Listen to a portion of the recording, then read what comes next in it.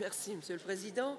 Chers collègues, je tenais à saluer et à féliciter Madame Alice Morcrette pour sa reconduction au poste de directrice du service public de l'efficacité énergétique. Effectivement, étant présidente par intérim de ce service depuis 1 an et demi, j'ai pu voir de près tout ce que Madame Morcrette a réussi à accomplir depuis sa prise de fonction.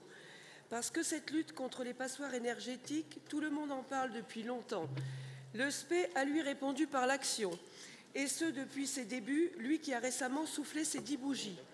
Notre ambition est de poursuivre cet élan engagé par l'ancienne région Picardie en 2022, 17% du parc locatif étant toujours considéré comme passoire énergétique, signe du chemin qu'il reste à accomplir. Le SPE se démarque avant tout par ses 2 points importants que sont sa société de tiers financement et par son suivi avant, pendant et après les travaux pour répondre aux attentes et accompagner les bénéficiaires, mais aussi par ses méthodes. Depuis 2013, c'est 860 entreprises du BTP, la très grande majorité implantées dans la région, qui ont conclu un partenariat avec le SPE au travers des dispositifs Pass Rénovation et Pass Copropriété.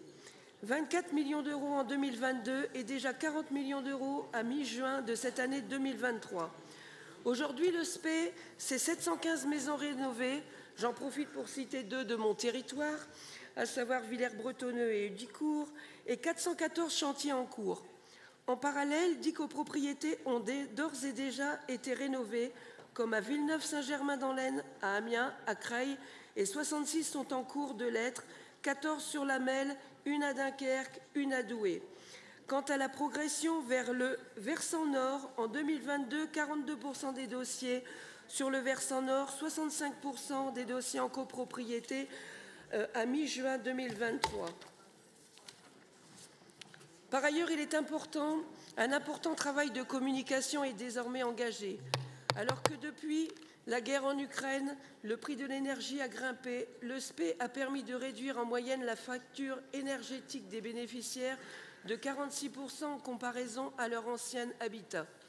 C'est un modèle qui répond donc bien plus encore aujourd'hui aux besoins des habitants des Hauts-de-France et aux défis de la transition énergétique.